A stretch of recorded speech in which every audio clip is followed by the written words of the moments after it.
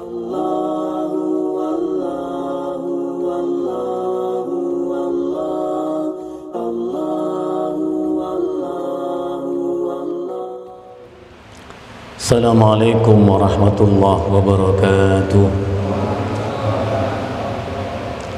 Alhamdulillahilladzi nazzala al-kitaba tibyanan likulli syai' wa hudan wa rahmah wa bushra lil muslimin.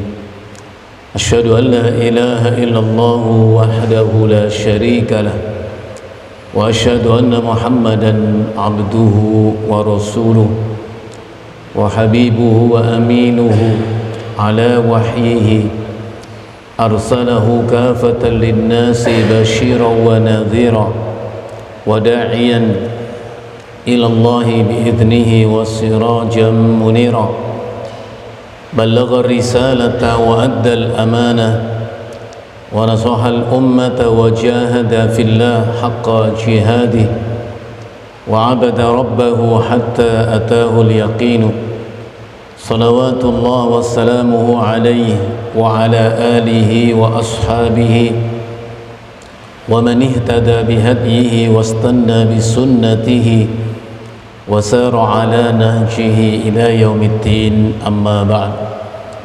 Ikhwani fillah, sa'adani Allah wa iyyakum. Mengawali kajian kita di kesempatan yang berbahagia ini, tentu kita bersyukur kepada Allah tabaraka wa ta'ala. Alhamdulillah, di kesempatan malam hari ini kembali kita dimudahkan Allah untuk bisa meluangkan waktu sejenak bermujalasah di majlis yang mulia ini. Tentu harap dan doa semoga Allah jadikan pertemuan kita ini satu pertemuan yang kita semua mendapatkan limpahan rahmatnya, dan perpisahan usai pertemuan ini perpisahan yang kita semua mendapatkan ampunannya. Allahumma ij'al jam'ana hadha jam'an marhuma wa tafarruqana ba'dahu tafarruqan ma'suma. Ikhwani fillah, satu di antara rukun iman adalah al-imanu bil yaumil akhir, yaitu mengimani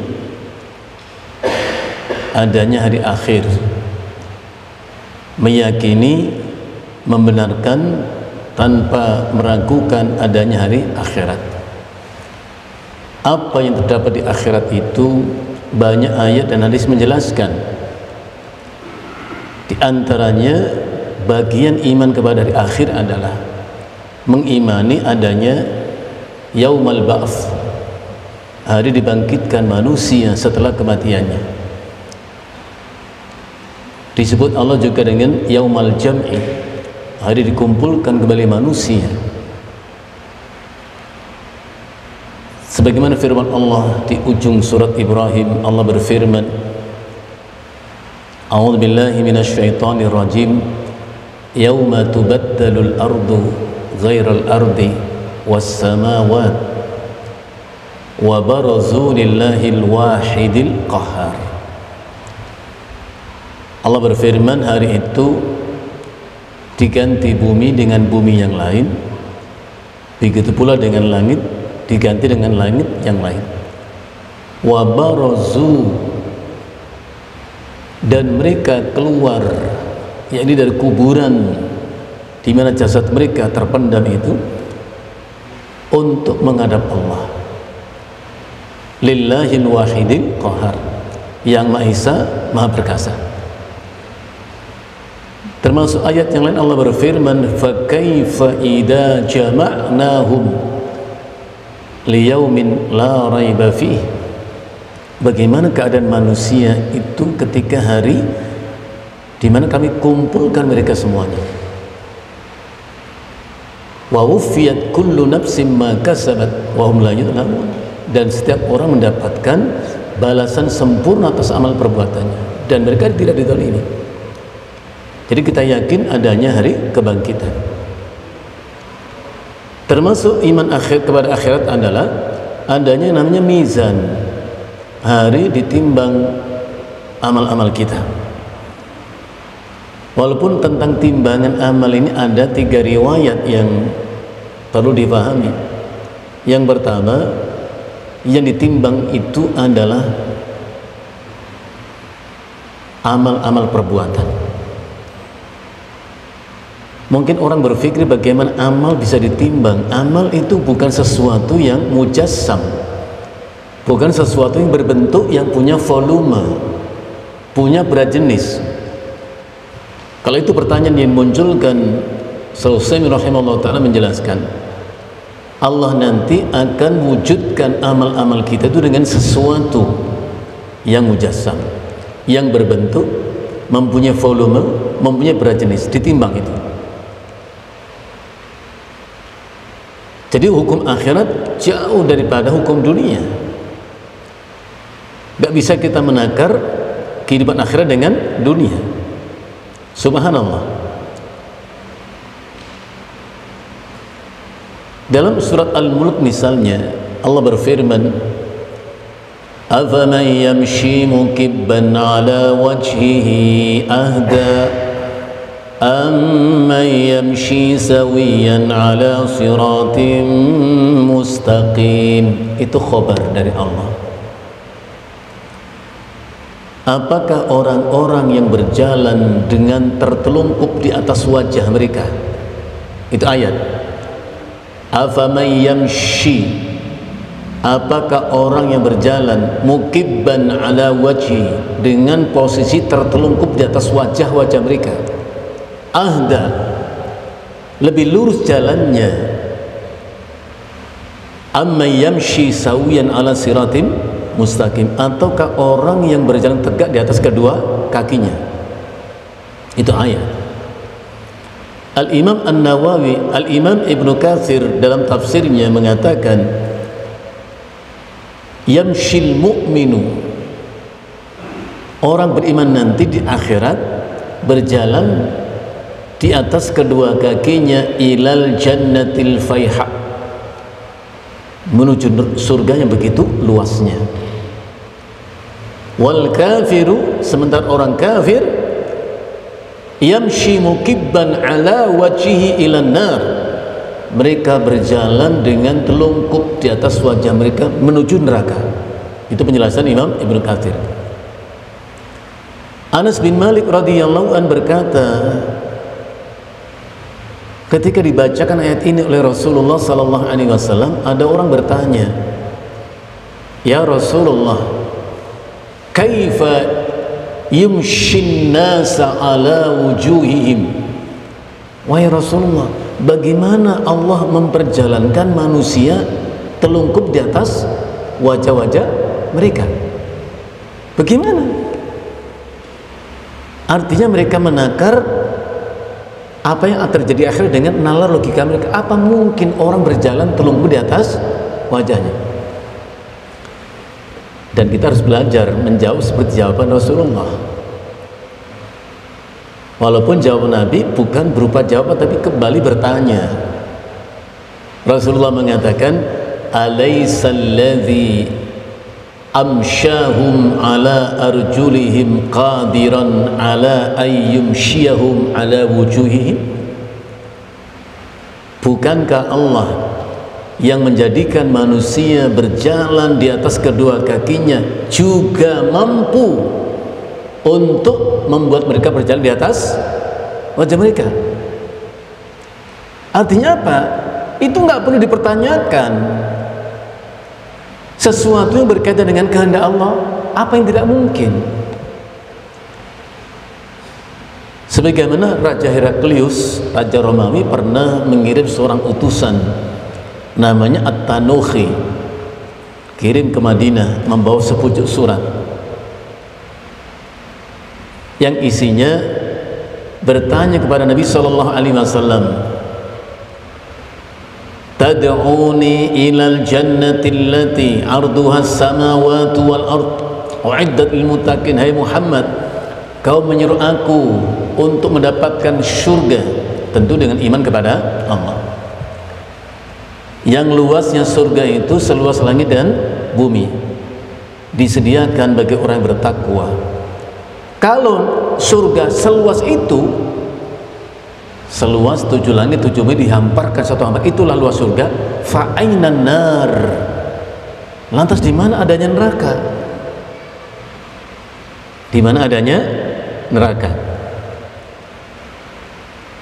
Rasulullah menjawab, subhanallah, fa idza jaa an-naharu fa ainal lail. Kalau datang waktu siang hari, di mana waktu malam? Apa maksudnya? Banyak hal-hal yang memang tidak perlu dipertanyakan, apalagi kehidupan tentang akhirat. Ya, nggak bisa. Kalau datang waktu malam, di mana waktu siang? Sedang kita ada di tempat yang sama, di mana waktu itu? Itulah jawabannya. Termasuk saya pernah ditanya, Ustadz, kalau kita nggak bisa bahasa Arab, itu kira-kira nanti di kuburan itu malaikat tanya pakai bahasa apa? Hah? Hadisnya kan pakai bahasa Arab ya. Datang 2 orang malaikat, perintahkan orang itu duduk. Keduanya bertanya kepada orang itu, man rabbuka? Siapa Rabbmu? Orang soleh mengatakan Rabbi Allah, dan seterusnya. Kalau kita nggak ngerti bahasa Arab, gimana? Kalau nanti ditakdirkan masuk surga, saya nggak bisa bahasa Arab, itu pakai bahasa apa di surga nanti? Apa jawaban kira-kira? Contoh Nabi tadi jawabannya, bukankah Allah yang membuat kita ada di Indonesia, bisa berbicara bahasa Indonesia, mampu juga membuat kita bicara bahasa Arab? Kenapa tidak? Itu kan nanti di akhirat.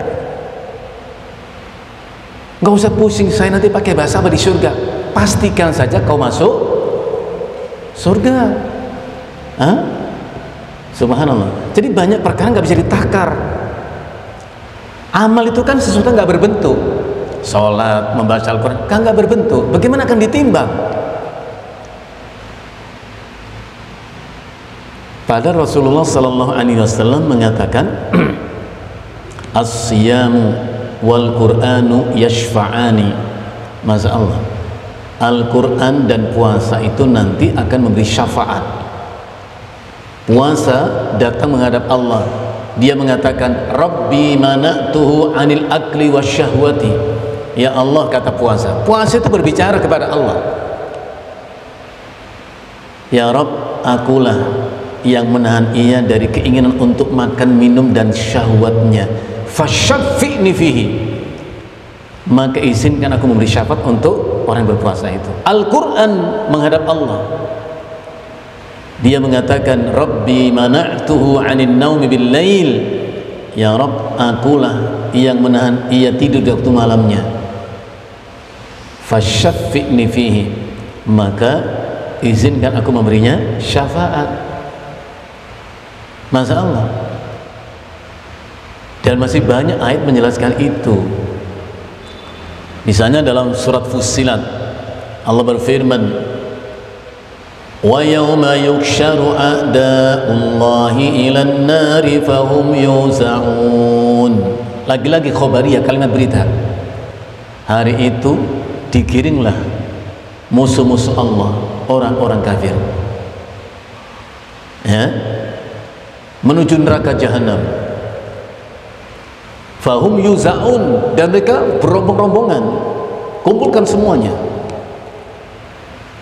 Hatta idza ja'uha, sampai ketika mereka tiba di depan pintu jahanam, apa yang terjadi? Rasulullah mengatakan, syahida alaihim sam'uhum wa absaruhum wa juluduhum bima kanu ya'malun. Maka pendengaran mereka, penglihatan mereka, bahkan kulit pada tubuh mereka memberikan kesaksian atas perbuatan mereka. Semuanya berbicara, sampai orang itu berkata kepada dirinya sendiri, kepada pendengarannya, penglihatannya, kepada kulitnya, dia mengatakan, lima syahidtum alaina, mengapa kalian menjadi saksi dan memberi saksi atas perbuatan kami? Kenapa? kulit mereka mengatakan, pendengaran mereka mengatakan, penglihatan mereka mengatakan, antaqana Allahu alladzi antaqa kulla syai'. Allah membuat kami bisa berbicara hari ini sebagaimana Allah membuat segala sesuatu berbicara. Itu ayat. Masya Allah. Kalau itu kita takar dengan nalar kita hari ini, nggak masuk, ya nggak ketemu. Akhirnya kita ingkari ayat, nggak boleh, ya nggak boleh kita ingkari itu benar ayat itu. Termasuk surat Yasin, ya nak. Al-yawma nakhtimu ala afwahihim. Hari itu kami kunci, tutup rapat mulut-mulut mereka. Wa tukallimuna aydihim, dan berkata kepada kami apa? Tangan-tangan mereka. Wa tashhadu arjuluhum bima kanu yaksibun, dan bahkan kaki-kaki mereka bersaksi atas perbuatan mereka. Itulah akhirat. Jadi timbang adalah amal-amalnya. Sebagaimana firman Allah, fa amma man thaqulat mawazinuhu fa huwa fi 'ishatir radiyah. Siapa yang timbangan amal itu berat, walaupun ada sedikit amal buruknya, kalah berat dengan kebaikannya, fa huwa fi 'ishatir radiyah, ia ditempatkan dalam kehidupan yang membuatnya ridha, itu surga.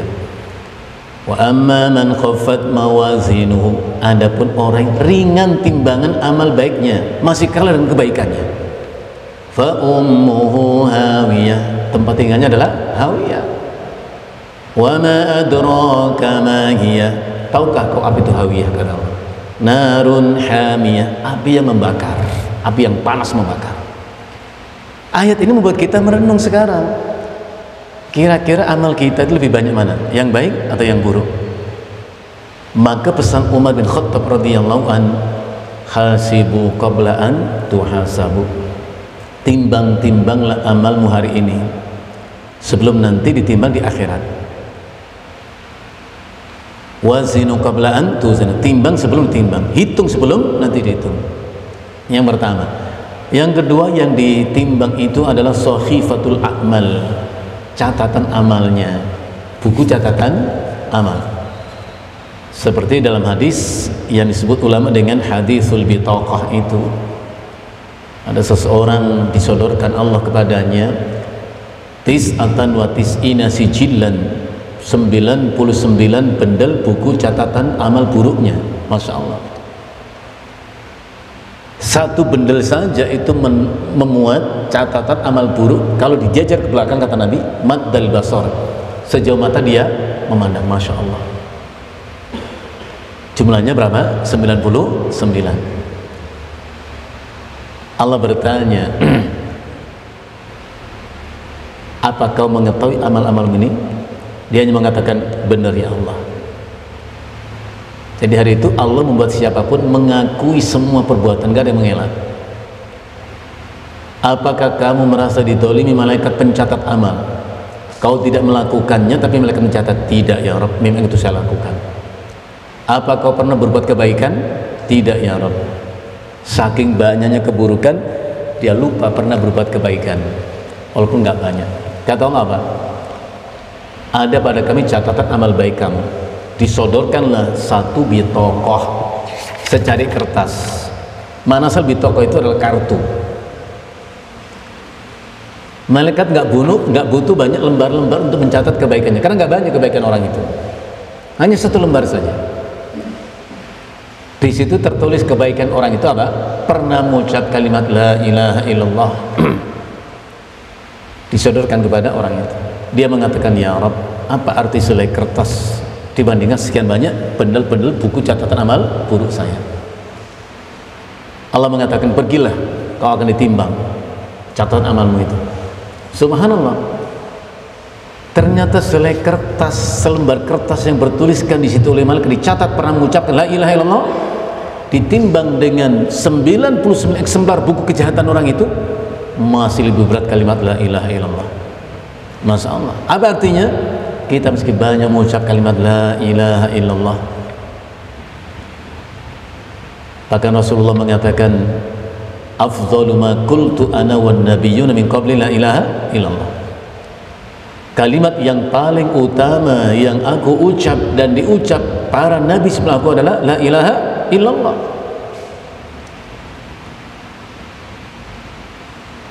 Bahkan Nabi Musa alaihissalam pernah bermunajat kepada Allah. Dalam munajatnya Nabi Musa mengatakan, Rabbi allimni syai'an azkuruka wa ad'uka bih. Ya Rabb, ajarkan kepadaku sesuatu yang dengannya aku selalu mengingatmu, selalu memohon kepadamu. Allah mengatakan, ya Musa, qul la ilaha illallah. Wahai Musa, ucapkan la ilaha illallah. Nabi Musa mengatakan, ya Rabb, kullu ibadika yaqulunaha. Ya Rabb, bukankah setiap hamba mengucap kalimat itu? Apa maksudnya?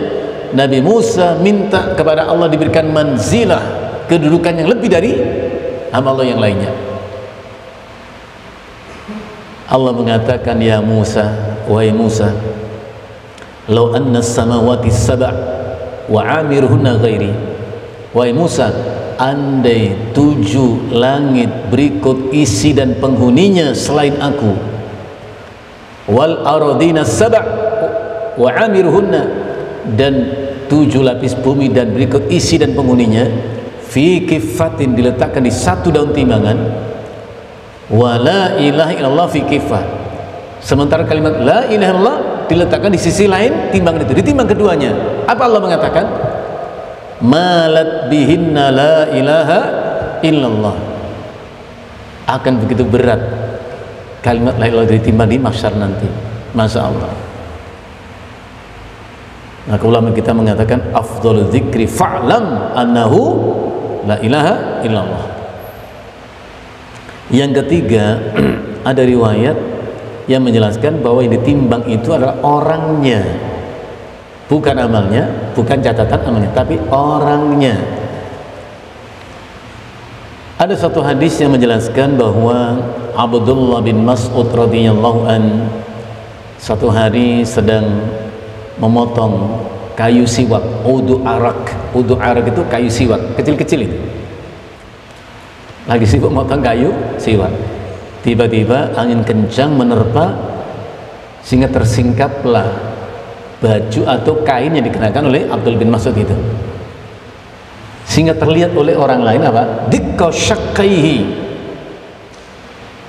begitu kecilnya betis daripada Abdul bin Mas'ud, kecil sekecil kayu siwak tadi. Orang ketawa melihatnya. Nabi bertanya, apa yang lain tertawakan? Min dikki syaqqaihi, kami tertawa karena melihat betis Abdullah begitu kecilnya ya Rasulullah, sekecil kayu siwak yang dipotong-potong itu. Apa Rasul mengatakan? Demi Allah, kedua betis Abdullah yang kalian katakan kecil itu nanti lebih berat ditimbang daripada gunung Uhud. Itu hadis. Maka Rasulullah mengatakan, ini mengisyaratkan ada orang yang ditimbang adalah orangnya. Hadis yang lain Rasulullah mengatakan ada orang itu badannya besar, gemuk, ketika ditimbang di akhirat nanti tidak lebih berat daripada sebelah sayap nyamuk. Masya Allah. Ini namanya mizan. Kita yakin adanya mizan. Termasuk iman kepada akhirat itu adalah adanya hisab, hari perhitungan amal. Ya, semua amal kita dihisab, dihitung. Allah berfirman, liyajziyallahu kulla nafsin ma kasabat innallaha sari'ul hisab. Didatangkan Allah hari kiamat itu supaya Allah memberi balasan setiap orang atas perbuatannya. Dibalas, ikhwan. Jadi nggak ada amal kita yang tidak dibalas. In khairan fa khairan wa in syarran fa syarrun. Kalau baik dapat balasan baik, kalau buruk dapat balasan buruk. Itu pasti, kita nggak boleh ragu. Apa pesannya di sini? Andai kita meyakini adanya yaumul hisab, hari perhitungan amal, sekarang kita banyak mendepositokan amal baik kita supaya beruntung. Kalau kita yakin adanya hari hisab, hari perhitungan amal, tapi nggak berbuat amal baik, berarti sama dengan tidak percaya hari hisab itu. Katanya yakin adanya hari hisab, tapi banyak berbuat keburukan, berarti nggak yakin adanya hisab. Ya, liyajziyallahu kulla nafsin ma kasabat, supaya Allah memberi balasan setiap orang atas amal perbuatannya. Innallaha sari'ul hisab, Allah maha cepat perhitungannya, semuanya terhitung, gak ada yang lolos. Termasuk iman adanya akhirat adalah yakni adanya surga dan neraka. Akhir perjalanan manusia adalah imma di surga wa imma di neraka. Dalam surat Az-Zumar Allah berfirman, wasiqal ladzina kafaru ila jahannama zumara, digiringlah orang-orang yang kufur itu menuju neraka. Endingnya adalah pasti ke neraka. Kekufuran itu pasti akhirnya ke neraka, Pak. Seperti dalam surat Al-Kahfi 102, inna a'tadna jahannama, sungguh kami telah menyediakan jahannam untuk siapa? Lil kafirina nuzula, untuk orang-orang kafir sebagai tempat tinggalnya. Dan itu pasti, itu ketentuan Allah. Sebagaimana Allah juga berfirman, wasiqal ladzina taqaw rabbahum ilal jannah, dan dibimbinglah orang-orang bertakwa kepada Allah Rabbnya menuju surga berombong-rombongan. Jadi akhir perjalanan manusia adalah imma di surga wa imma di neraka. Jadi iman kepada akhirat mengimani adanya surga dan neraka, bukan sekedar mengimani adanya surga dan neraka, tapi mengimani surga dan neraka itu sudah ada berdasarkan nas Al-Quran dan sunnah Nabi Sallallahu Alaihi Wasallam. Misalnya dalam surat Ali Imran ayat 133, Allah berfirman, wasari'u, dan bersegeralah. Perintah bersegera, mafhum mukhalafahnya larangan untuk menunda-nunda. Segeralah kata Allah, untuk apa? Ila maghfiratin min rabbikum, untuk kalian dapatkan ampunan Allah Rabb kalian. Perintah segera minta ampun mengisyaratkan kita memang banyak punya dosa dan salah, dan sudah merupakan ketentuan Allah, manusia dicipta dengan sifat yang cenderung salah, lupa, yang ujungnya adalah dosa. Jadi banyak dosa itu akibat kesalahan dan lupa. Makanya dalam doa kita mengucapkan, Rabbana la tu'akhidna in nasina au akhtana, ya Allah jangan kau siksa diriku bila aku lupa dan salah. Minta kepada Allah. Secara tabiat manusia memang punya salah. Ikhwani fillah, Al-Imam Muslim dalam kitab sahihnya menyebutkan satu riwayat dari Abi Hurairah radhiyallahu an, Rasulullah bersabda, "Lau lam tuznibu," kalau sekiranya kata Nabi, kalian bukanlah hamba Allah yang berdosa, bukanlah hamba Allah yang punya hasrat untuk berbuat dosa, la dhahaballahu bikum, Allah akan musnahkan kalian. Masya Allah, kalau sekiranya kalian bukan hamba Allah yang berdosa, yang punya hasrat berbuat dosa, Allah musnahkan kalian. Mengisyaratkan dosa merupakan satu apa? Keniscayaan dalam hidup manusia. Tsumma la ja'a biqaum, kemudian Allah datangkan kaum yang lain yang sifat mereka itu adalah yuznibun, kata Nabi, punya kecenderungan berbuat salah dan dosa. Dan andai mereka jatuh dalam perbuatan dosa dan salah, fayastaghfirunallah, mereka segera minta ampun kepada Allah, fayaghfirullahu lahum, Allah mengampuni mereka. Jadi Allah itu senang kalau kita minta ampun. Ditakdirkan bersalah berdosa supaya minta ampun dan diampuni. Bahkan Rasulullah mengatakan Allah itu lebih senang loh, lebih senang dengan tobatnya seorang hamba Allah kepada Allah ketimbang senangnya seorang musafir yang mengendari onta, membawa perbekalan dalam perjalanan itu, makanan, minuman. Tiba-tiba ontanya itu berontak, nggak bisa dikendalikan, terlemparlah itu orang dari ontanya, lari pergi itu jauh onta itu. Orang itu mencari di mana gerangan onta itu. Di ardi fulat itu di Sahara yang begitu luasnya, gak ada seorang ini bisa menolongnya, sampai akhirnya dia itu putus asa. Andai kematian datang pun dia rela.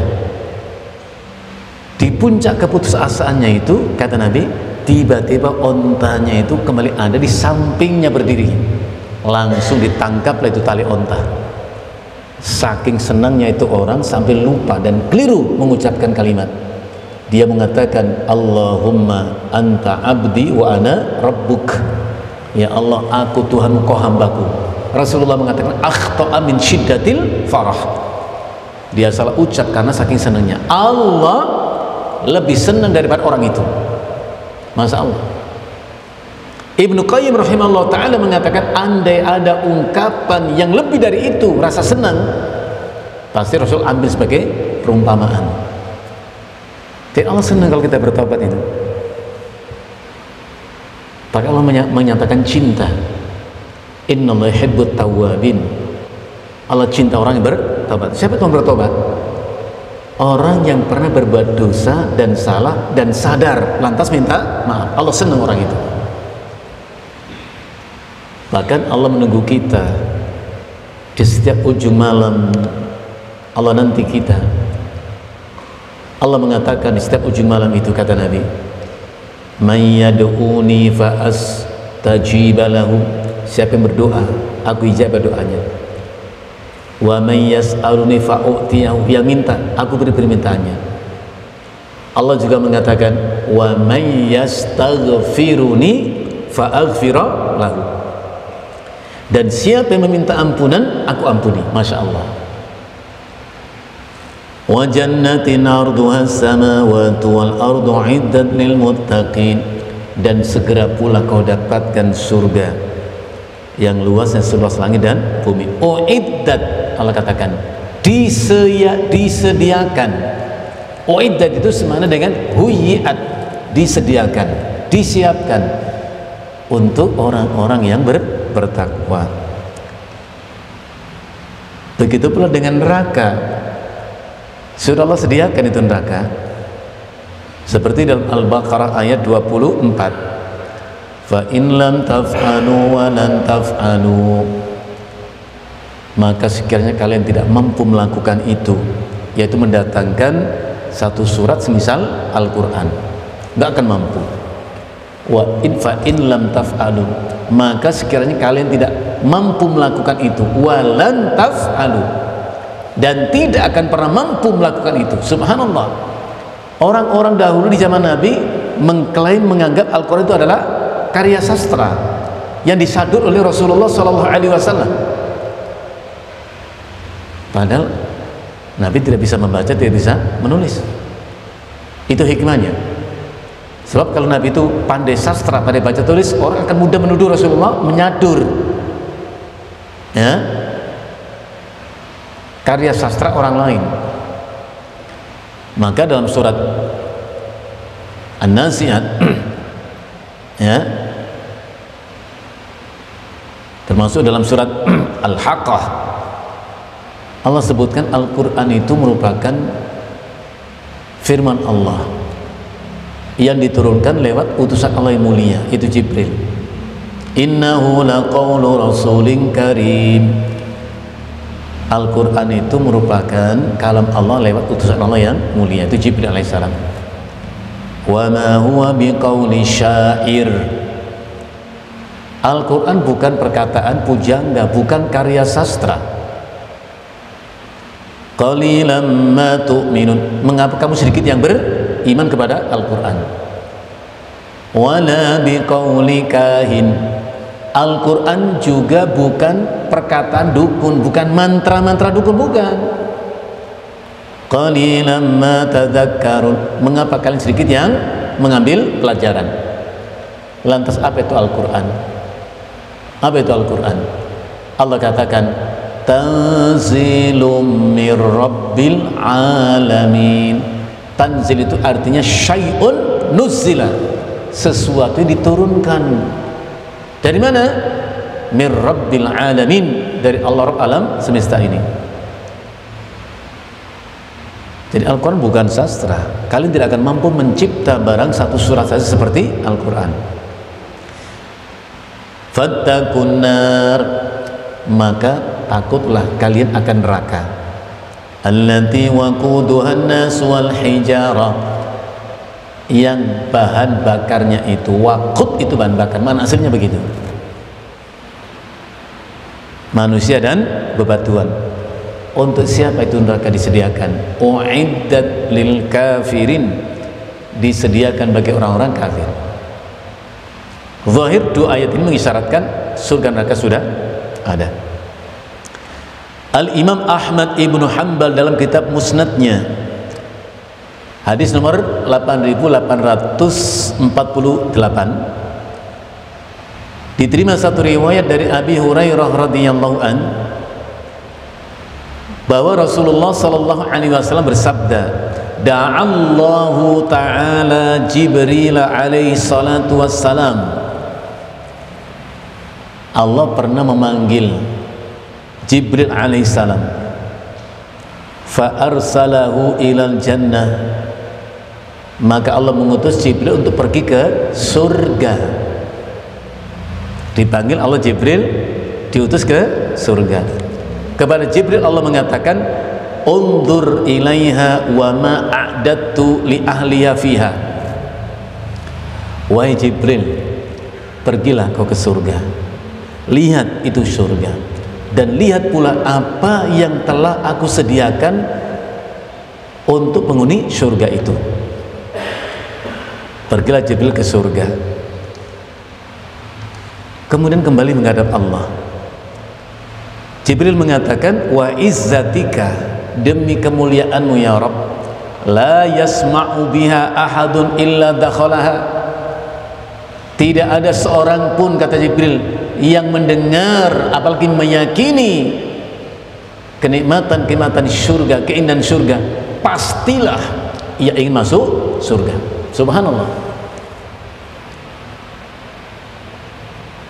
Allah hanya mengatakan, a'dattu li ibadiyas salihina ma la ainun ra'at, aku telah menyediakan untuk hamba-hambaku yang saleh di surga itu kenikmatan-kenikmatan yang tidak pernah terlihat oleh mata, wala udhun samiyat, tidak pernah terdengar oleh telinga, wala khatar ala qalbi bashar, enggak pernah terbayangkan di benak manusia. Jibril menghadap Allah setelah tengok surga itu, selain mengatakan demi kemuliaanmu ya Rabb, tak seorang pun yang mendengar surga dan kenikmatannya pasti ingin masuk surga. Nabi kemudian mengatakan, fakhujibat bil makarih, surga yang semula nampak begitu indah, penuh dengan kenikmatan-kenikmatan, ditutupi oleh Allah. Khujibat, hijab itu tutup, ditutupi Allah surga yang begitu indah dengan apa? Bil makarih. Makarih itu kata jamak dari makruh. Apa itu makruh? Sesuatu yang dibenci oleh nafsu manusia. Allah perintahkan Jibril, idhab fandur ilaiha, coba kau pergi lagi ke surga, kau tengok itu surga. Maka Jibril mengatakan, wa izzatika ya Rabb, demi kemuliaanmu ya Allah,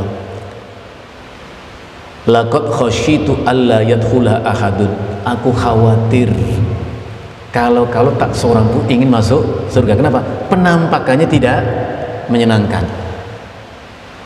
Masya Allah. Allah kemudian utus Jibril kemana? Ilan nar, menuju neraka. Faqala, Allah mengatakan, idhab fandur ilaiha wa ma a'dattu li ahliha fiha. Jibril, kau pergi ke neraka, kau lihat itu neraka, dan kau lihat apa yang aku sediakan bagi penghuni neraka itu. Setelah dia tengok itu neraka dan azabnya, dia kembali menghadap Allah sambil mengatakan, wa izzatika ya Rabb la yadkhuluha ahadun sami'a biha. Rasanya tidak seorang pun yang ingin masuk neraka kalau mereka mendengar dan tahu apa itu neraka. Tidak ada yang ingin masuk neraka. Oleh Allah kemudian neraka yang begitu nampak menakutkan, khujibat bisyahawat, ditutupi dengan syahwat. Apa itu syahwat? Jamak kata syahwat. Apa itu syahwat? Al-Imam Ibn Rajab mengatakan asyahwatu mailun nafsi ila ma yulaimuha. Syahwat itu adalah sesuatu yang sangat diinginkan oleh nafsu manusia, namanya syahwat. Sesuatu yang sangat diinginkan oleh nafsu manusia, menggoda, memukau, memikat hasrat nafsu manusia, namanya syahwat.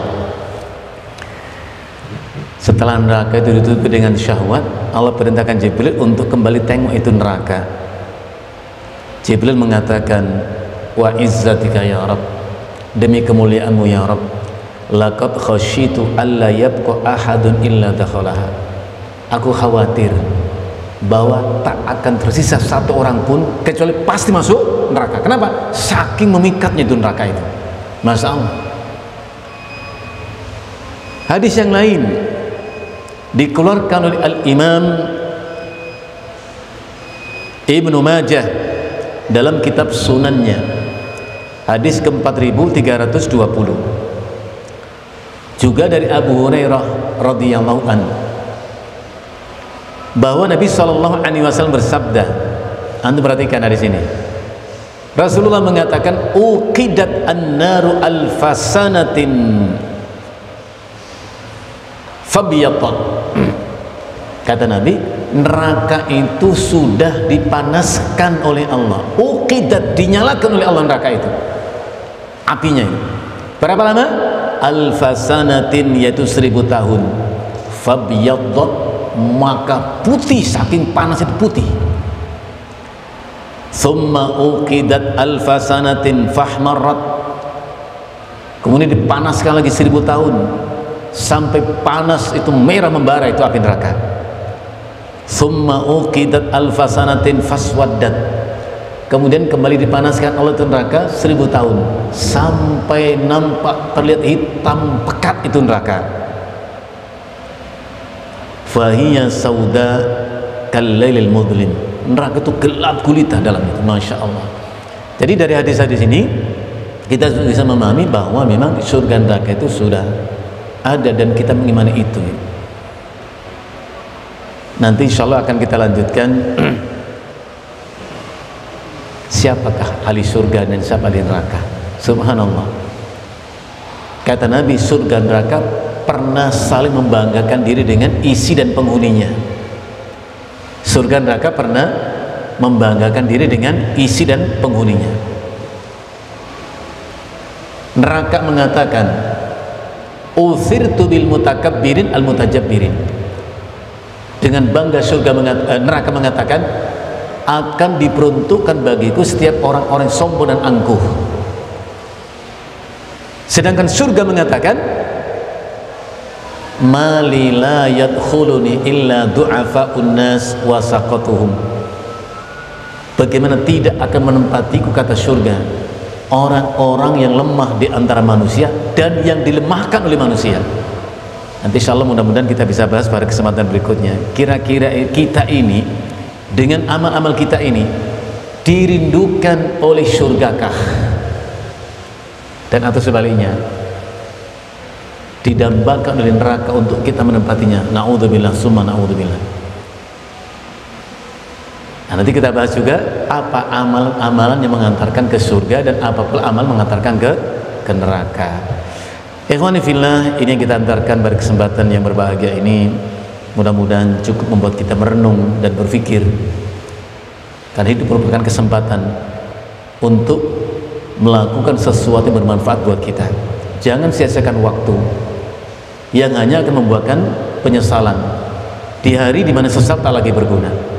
Rasulullah SAW mengatakan, fa innahu la yazidul mu'mina umru illa khairan. Sesungguhnya umur orang beriman itu tidak menambah untuknya kecuali kebaikan-kebaikan. Pastikan ucapan yang kita ucapkan mendatangkan kebaikan buat kita. Apapun yang kita lihat dengan mata kita mendatangkan kebaikan, yang kita dengar oleh telinga kita mendatangkan kebaikan. Bahkan andai kita terlanjur berbuat buruk, bertobatlah, itu menjadi kebaikan. Sungguh indah kehidupan orang yang beriman. Nas'alullah al-afwa wal afiyah. Sallallahu ala nabiyyina Muhammadin wa ala alihi wa sahbihi wasallam.